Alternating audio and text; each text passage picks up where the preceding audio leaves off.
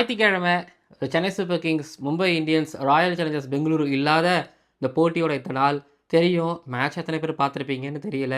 இதுக்கடையில் நம்மளோட வீடியோ எத்தனை பேர் பார்ப்பீங்க அப்படின்னு எனக்கு தெரியல.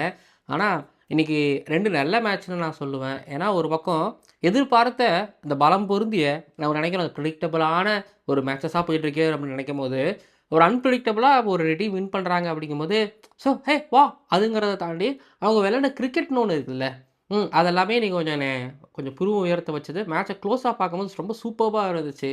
பேசுவோமே, ஒரு பக்கம் பஞ்சாப் கிங்ஸ் தோத்துக்கிட்டு வராங்க. இன்றைக்கி கேகேஆர் வந்து எஸ்ஆர்எச்சை போட்டிருக்கிறாங்க அப்படிங்கும்போது, இது எந்த அளவுக்கு பாதிப்பை அந்த டீமுகளுக்குங்கிறத தாண்டி கீழே இருக்கக்கூடிய ஒரு ஒரு சென்னை சூப்பர் கிங்ஸ்க்குலாம் அந்த பிளே ஆஃப்ஸ் போகிறதுக்கு எந்த அளவுக்கு வாய்ப்பை ஏற்படுத்தி கொடுக்குது. என்ன சென்னை சூப்பர் கிங்ஸ் இருக்கான தான் நீ பேசுகிற அப்படின்னு கேட்கலாம். ஏன்னா இப்போ பஞ்சாப் கிங்ஸு, அதுக்கப்புறம் உங்களுக்கு தெரியும்ல ஆர்சிபி, இவங்கெல்லாம் மேக்ஸிமம் போயிடுவாங்கங்கிற ஒரு கணக்கில் இருக்கிறாங்க. இன்னும் இந்த 2 இடத்துக்கு சண்டை போட்டுருக்குறாங்கல்ல, ஜிடி, ஆர்ஆர், எஸ்ஆர்ஹெச், சிஎஸ்கே. இதில் இப்போ எஸ்ஆர்ஹெச்சை பற்றி பேசிடுவோம், ஜிடியை பற்றி பேசிடுவோம். ஆர்ஆர்னு அந்த வார்த்தையை சொல்லியிருந்துருக்கணுமா? சரி, ஓகே. ஆர்ஆருக்கு சிஎஸ்கேவுக்கு எந்தளவுக்கு நல்லது கொடுக்க போகுது அப்படிங்கிறத பற்றி நம்ம பேசவும் போகிறோம். கெட்டது எந்தளவுக்கு இருக்குது அப்படிங்கிறத பற்றி பேசவும் போகிறோம். சேனலுக்கு புதுசாக வந்திருக்கீங்கன்னா மறக்காமல் சப்ஸ்கிரைப் பண்ணிடுங்க. இன்றைக்கி 2 தமிழர்கள் அடித்து வின் பண்ணி கொடுத்துருக்குறாங்க ஜிடிக்கு. இந்த அற்புதமான இந்த நைட்டை சீக்கிரம் முடிச்சு கொடுத்துருக்குறாங்க. வீடியோக்குள்ள போலாமா? ஓவருக்கு 6 பால் தான், ஆனா நோ பால் போட்டா 7 பால். ஓடு ஐபிஎல் பாப்பியா?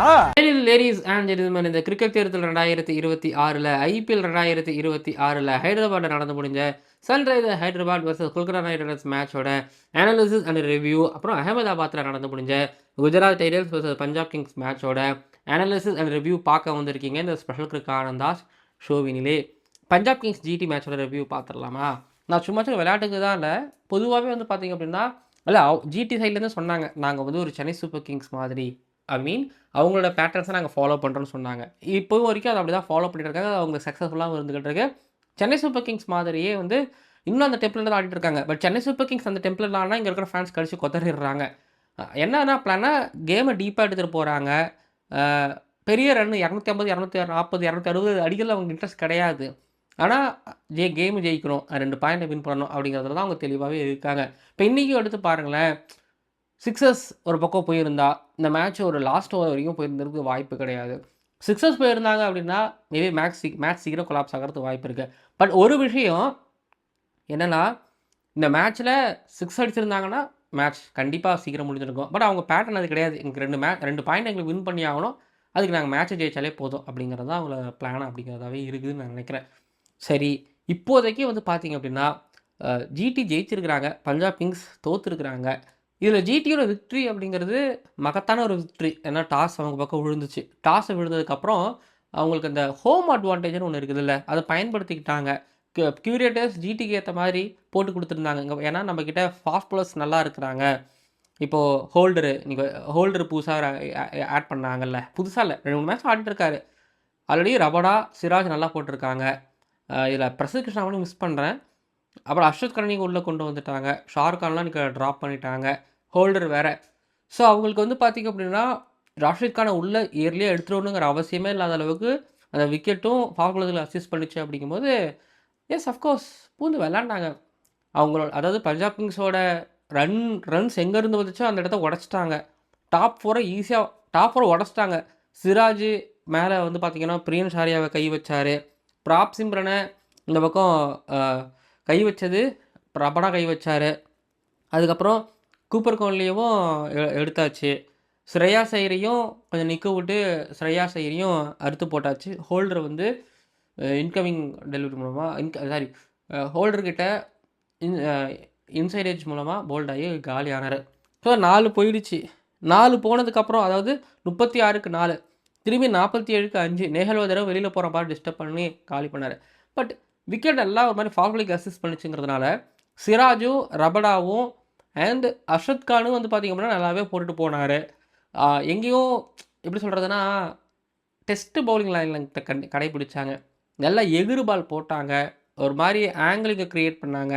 ரபடா இந்த ஐபிஎல்லில் பேஸ் நிறைய வச்சுருக்காரு, நல்ல லைனல் லெங்க்த்தை மெயின்டைன் பண்ணிட்டு வந்துட்டுருக்காரு. அந்த கன்சிஸ்டன்சி கூட பேஸு நல்ல லைனல் லென்த்து. ஸோ இப்படின்னு வந்து பார்த்திங்க அப்படின்னா ஒரு மாதிரி திகை கூட்டுற மாதிரி பவுலிங் போட்டுட்ருக்காரு. ஸோ 5 விக்கெட் எடுத்தாச்சு. அப்புறம் கடைசியா வந்து பார்த்தீங்கன்னா, சுப்மன் கில்லோட அந்த கேப்டன்சில இருந்த எரர்னால ஷெட்ஜிய வந்து அடிச்சுட்டாரு. மானவ் சுத்தர கொண்டு வந்திருக்கலாம். கொண்டு வந்து ட்ரை பண்ணி பார்த்தாங்க. ஏன்னா, மானவ் சுத்தர நம்ப எடுத்துக்கிறோம். மானவ் சுத்தர கொஞ்சம் போட்டு வச்சு பார்ப்போம். ஏன்னா, மானவ் சுத்தர் கிட்ட இருந்து இங்க பாருப்பா, நீ 15 ரன் வரைக்கும் குடுத்துக்கணும்னு சொல்லியிருந்திருப்பாங்க போல. அப்புறம் அந்த ஓவர்ல வந்து அவர் பாட்டுக்கு 2, 3 6 4 4 2 6லாம் குடுத்துட்டு போயிட்டாரு. பெருசா ரன் குடுத்துட்டு போயிட்டாரு. பெருசா பூஸ்ட் ஆயிடுச்சு. பின்னாடி வந்து பார்த்தீங்க அப்படின்னா, ரபடாக்கும் உதவுடுது அதனால. ஸ்டாய்னிஸும் ஷெட்ஜியும் சேர்ந்து 79 ரன் பார்ட்னர்ஷிப் போட்டாங்க. அதனால ரன்ஸ் வந்து பார்த்தீங்கன்னா, இன்க்ரீஸ் ஆச்சு. ஈவன் லாஸ்ட் ஓவர்லயும் வந்து பார்த்தீங்க அப்படின்னா, விழுந்துச்சு. ஸோ லாஸ்ட் ஓவர்லயும் விழுந்துச்சு. ஓவரால் டிஃபெண்ட் பண்ணக்கூடிய ஸ்கோர் வந்து கிடைச்சது பஞ்சாப் கிங்ஸ்க்கு. கில்லு வந்து பார்த்தீங்க அப்படின்னா, கேப்டன்சி சொல்லணும். இந்த மேட்ச்லயும் சரி, இதுக்கு முன்னாடி வந்து சென்னையில வந்து சிஎஸ்கேக்கு அகென்ஸ்டா லாஸ்ட் ஓவர் வந்து அதுக்கு அந்த லாஸ்ட் ஓவர்ஸ்ல மானவ் சுத்தருக்கு குடுத்திருப்பாரு. அசோக் சர்மாக்குலாம் குடுத்திருப்பார்ல. குடுத்திருக்க வேணாம் அப்படிங்கிற மாரி அசோக் சர்மா இல்ல. அர்ஷத் கானுக்கு அப்ப குடுத்திருப்பாரு. அதெல்லாமே கொஞ்சம் தவிர்த்திருந்திருக்கலாம். எக்ஸ்பெரிமெண்ட் பண்ணி பார்க்கலாம். பட் சும்மா சொல்ல முடியாது. டக்குன்னு ஏதாவது உள்ள டப்பு டப்புன்னு ஏதாவது நடந்துச்சுன்னா அவ்வளோதான். இப்போ இன்னைக்கு 21 ரன் ஓவரா, 24 ரன் என்னமோ ஓவரா ஆச்சு. அது 30 ரன் ஓவரா ஆயிடுச்சுன்னா, ஸோ யோசிச்சு பார்க்கணும். கில் பொறுத்தவரைக்கும்.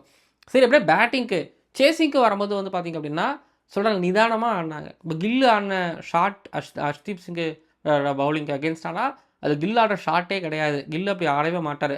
உள்ளே குடுத்துட்டு போனாரு.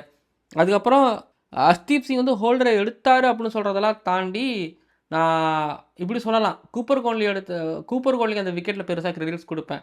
அருமையான கேட்ச்சு. ஓடி வந்து கிட்டத்தட்ட பல மீட்டர்ஸ் கவர் பண்ணாரு. தீபுடி விக்கெட்ல வந்து சூப்பரான கேட்ச் எடுத்தாரு. Slow run ball. அதுக்கப்புறம் வைஷேக் விஜயகுமார், சாய் சுதர்ஷன வந்து பார்த்தீங்க அப்படின்னா, ஒரு மாரி ஒரு மாரி என்ன சொல்றது? ஏத்தாரு. ஏத்தி ஒரு ஷார்ட் பால் ஒண்ணு போட்டாரு.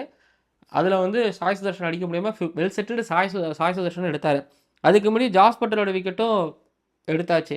ஸோ இந்த 2 பேருமே இந்த 2 பேரும் சேர்ந்து இல்ல. வந்தாங்கன்னா, அவங்க வேலைய செம்மையா செஞ்சுட்டு போனாங்க. செஹலுக்கு குடுத்துருக்கலாமோ அப்படின்னு பார்க்கும்போது, கொஞ்சம் ஃபாஸ்ட் பாலருக்கு அசிஸ்ட் பண்ணுதுங்கிறதுனால ஸ்ரேயாஸ் ஐயர் வந்து செஹலுக்கு 1 ஓவர் மட்டும் தான் குடுத்தாரு. பார்ட்லெட்டுக்கு கொஞ்சம் நம்பிக்கை வச்சு நிறைய குடுக்குறாங்க. ஆனா ஒரு பக்கம் ஹர்ஷ்தீப் சிங் போடுறது எல்லாமே, பார்ட்லெட் ரன் குடுக்குறது எல்லாமே, இதுதான் தொடர்கதையாவே இருந்துகிட்டு இருக்குது. லாஸ்ட் 2 ஓவர்ஸ் ஸ்டாய்னிஸ் நல்ல ஐடியாவா நல்ல முடிவான்னு கேட்டிங்கன்னா, ஸ்டாய்னிஸ் பெட்டர். கரெக்ட். ட்ரை பண்ணாங்க. பட் ஆனா என்ன, அவர் ஒரு மாரி யார்க்கர் லெங்க்த்த டவுன் த லெக் சைடு வச்சாரு. அர்ஷத் கான் அத நல்லா ப்ரெடிக்ட் பண்ணாரு. ஒரு வயரோட ஸ்டார்ட் பண்ணாரு. ஆ இந்த ரன்னு கம்மியான ரன் தான் அவருக்கு வச்சு குடுக்குற ரன்னு. அவரு இன்னும் ஒரு எக்ஸ்ட்ரா ஒரு 6 ரன் இருந்தாவாவது அத போட்டு பார்த்துருந்துருப்பாருன்னு நான் சொல்லுவேன். இப்போ ஜிடிய பொறுத்தவரைக்கும் சொல்றேன்லங்க, அவங்க அகமதாபாத்ல அவங்க தான் ராஜா. அவங்கள சிஎஸ்கே பீட் பண்ணாங்க 2023 ஐபிஎல் ஃபைனல்ல. அதெல்லாம் ரொம்ப பெருசு, கிரேட்டு. அதில அங்க அவங்கள பீட் பண்றது அவ்வளோ ஈஸி கிடையாது. அங்க செம்மையா பெர்ஃபார்மன்ஸ் பண்ணுவாங்க. தென் அவங்க பெர்ஃபார்மன்ஸ்ங்கிறத தாண்டி பின்னாடி உட்காந்துருக்குற டீமு. இந்த டீம்னா நான் சொல்றது இந்த கோச்சஸ், அவங்க அந்த பெர்ஃபார்மன்ஸ் அனலிஸ்ட் அவங்கலாம் வந்து செம்மையா ஒர்க் பண்ணுறாங்க போல தெளிவா.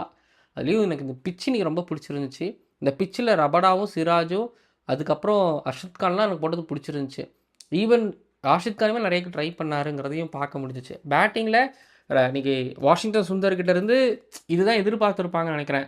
இங்க பாரு, உன்னை அவசரமா அடிச்சுலாம் ஆட வேணாம். நீ பொறுமையா எடுத்துட்டு போ. 2 பால் தான் ஆடணும் அப்படிங்கிற மாரி இருந்துச்சு. ஸோ அந்த வேலைய சரியா செஞ்சாரு அ வாஷிங்டன் சுந்தர். கரெக்ட்டா கடைசி பால் வெயிட் பண்ணாரு. யார்க்கருக்கு தான் வெயிட் பண்ணாரு. அது வேற ஃபுல் டாஸா வந்துச்சு. ஃபைன் லெக்ல அடிச்சாரு. பெரிய சைடு பெருசா அடிச்சாரு 6.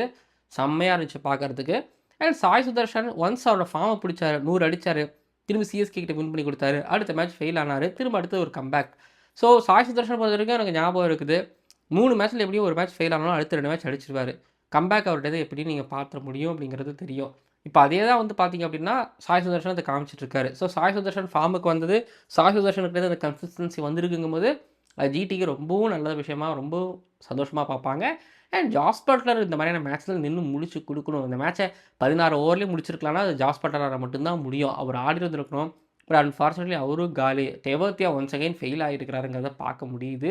அண்ட் ஹோல்டர் இன்னைக்கு முடிச்சிருக்கணும் அப்படின்னு நான் சொல்லுவேன். அவரும் ஃபெயில் ஆனாரு. பட் கில்லி கிட்ட அந்த ஷாட் பெருசா எனக்கு தெரிஞ்சு ஐ டோன்ட் லைக் இட் அப்படிங்கிற மாரி இருந்துச்சு. பட் பஞ்சாப் கிங்ஸ் தோல்விக்கு காரணம் ஒண்ணு, நீங்க ஒண்ணுனா பார்ட்லெட் இல்ல ஸ்ரேயாஸ் ஐயரோட பேட்டிங். மேல 3 விழுந்துச்சு. பட் ஸ்ரேயாஸ் ஐயர் கிட்ட இருந்து அந்த பிரஷர் ஒண்ணு போட்டா, அது ஒண்ணு நடக்குது. அது ஒண்ணு பார்க்க முடியுது. ஸ்டே பண்ணி அதுக்கப்புறம் அவரால எடுத்துட்டு போக முடியல. ஃபார்ம் அவுட் இருக்கிற சூரியகுமார் யாதவ் இப்படி ஆடுவாரு. ஆனா ஸ்ரேயாஸ் ஐயரும் இப்ப அப்படிதான் ஆடுறாரு. ஸோ டாப் 3 இல்லை top 4 fail, Shreyas Iyer fail. இந்த ஸ்கோரை பவுலர்கள் வச்சு ஃபைட் பண்ணி பார்த்தாங்க, ஃபைட் பண்ணாங்க. பட் இருந்தாலும் சொல்லுவேன், பார்ட்லெட்டோட ஓவரு சஹலுக்கு எங்கேயாவது ஒரு ஓவர் தள்ளி விட்டுருக்கலாமாங்கிற மாதிரி எனக்கு தோணுது.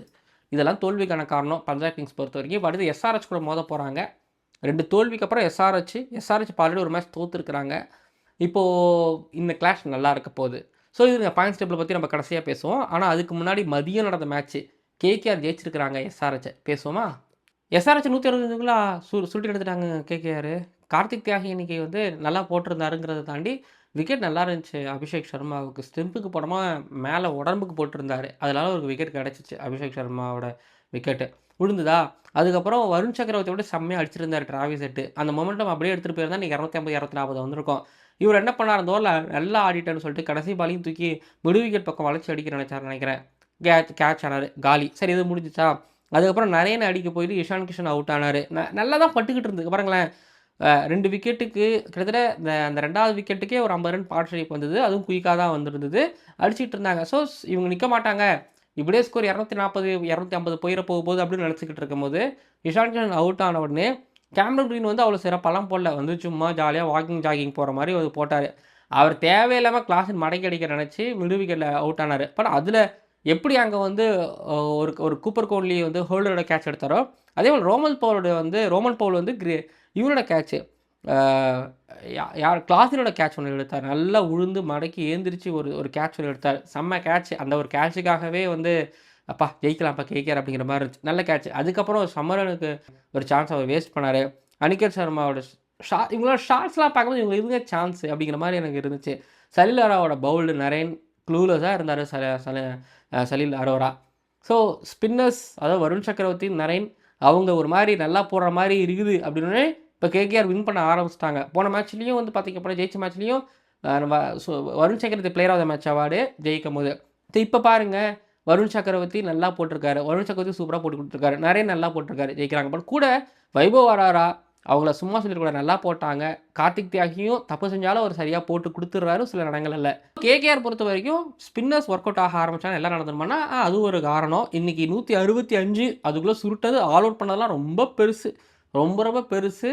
பட் ஆனால் இந்த பவுலிங், இந்த அட்டாக் இன்றைக்கி இருந்த மாதிரி இருக்கிறதெல்லாமே 165க்கு சுருட்டுறதுங்கிறது பெரிய விஷயம் கிடையாது.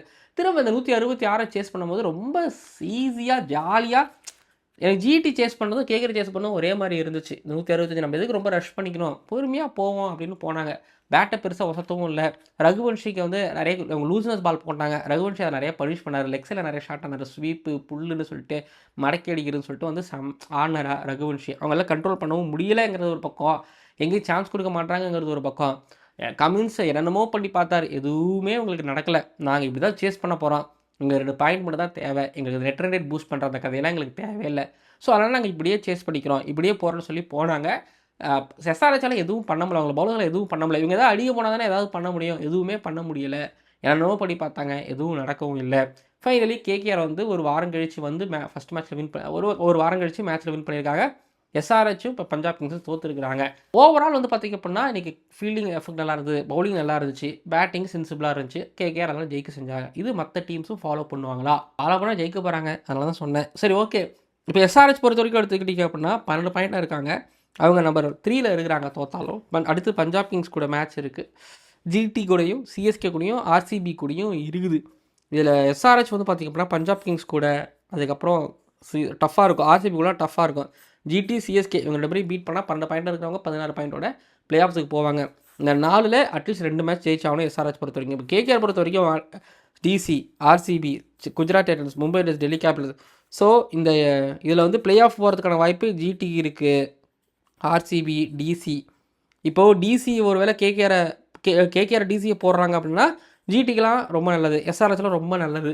ஏன்னா அவங்க தான் வெயிட் பண்ணிக்கிட்டு இருக்காங்க. பட் டிசி கூட 2 மேட்ச் இருக்குது, 2 மேட்சும் போட்டால் இல்லை ஒரு மேட்ச் போட்டாலே ஆல்மோஸ்ட்டு ஓரளவு செட்டில் ஆன மாதிரி தான் அப்படிங்கிற மாதிரி நான் பார்க்குறேன். அடுத்து நீங்கள் பஞ்சாப் கிங்ஸ் எடுத்துக்கிட்டிங்க அப்படின்னா உங்களுக்கு எஸ்ஆர்ஹெச் கூட தான் 2 மேட்ச் தோற்றதுக்கப்புறம் ஆட போகிறாங்க. அப்புறம் டெல்லி கேபிட்டல்ஸு அவங்க பிளே ஆஃப் ரேஸில் இருக்காங்க, Mi out, RCB play off ரேஸில் இருக்காங்க, எல்எஸ்ஜி அவுட்டு. ஸோ இதில் வந்து பார்த்திங்க அப்படின்னா எஸ்ஆர்ஹெச், டிசி, ஆர்சிபி இந்த 3 மேட்சும் வந்து பார்த்திங்க அப்படின்னா பஞ்சாப் கிங்ஸ்க்கு டஃப்பாக இருக்குங்கிறது ஒன்று. 13 பாயிண்ட்ஸில் இருக்காங்க. இன்னும் அவங்க 2 மேட்ச்சில் 3 மேட்ச் ஜெயிச்சா கம்ஃபர்டபுளாக அவங்க பிளே ஆஃப்ஸுக்கு போவாங்க அப்படிங்கிறத டவுட்டே கிடையாது. பட் நம்பர் 1ல் இருக்கிறாங்க, எந்த மாற்றமும் இல்லை. ஜிடி நம்பர் 5ல் வந்திருக்காங்க.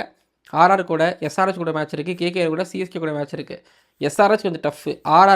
ஆர்ஆர் கூட ஜிடி ஜெயிச்சிட்டாங்கன்னா பிளே ஆஃப்ஸ் மேக்ஸிமம் அப்படிங்கிற மாதிரி உறுதி பண்ணிடலாம். 12 பாயிண்ட்டு.